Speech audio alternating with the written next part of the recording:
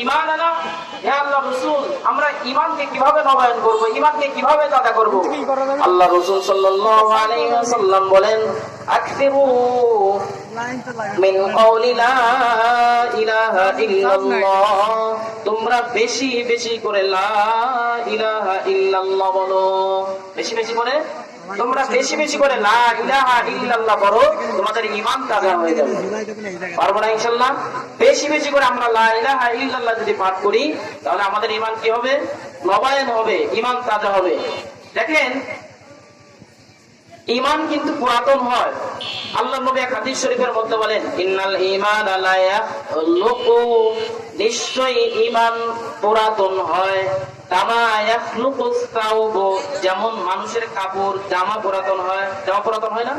জামা পুরাতন হয়। পুরাতন হলে কি করে? সাবান দিয়ে ঘষে পরিষ্কার করে। তো আল্লাহর নবী বলেন, ইন্নাল ঈমানা লা ইয়াখলুকু, নিশ্চয়ই ঈমান ফি জাওফি আহাদুকুম, নিশ্চয়ই মানুষের ঈমান পুরাতন হয়, কামা ইয়াখলুকুস সাওবু, যেমন মানুষের কাপড় পুরাতন হয়।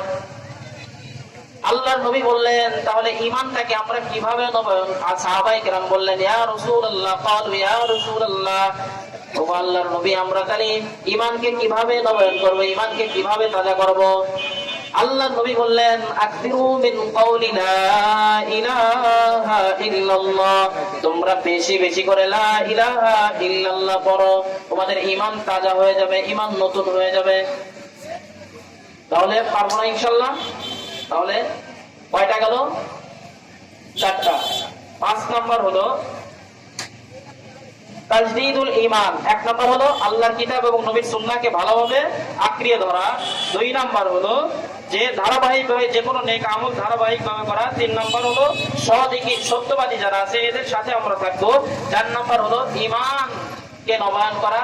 বেশি বেশি করে আমরা দ্বীনি মজমায় যাব, ওলামায়ে কেরামের কথা শুনবো, তাহলে আমাদের ঈমান তাজা হয়ে যাবে। কথা বলেন নাই? ঈমান তাজা হয়ে যাবে। ঈমান এমন একটা শক্তি, সাহাবায়ে কেরাম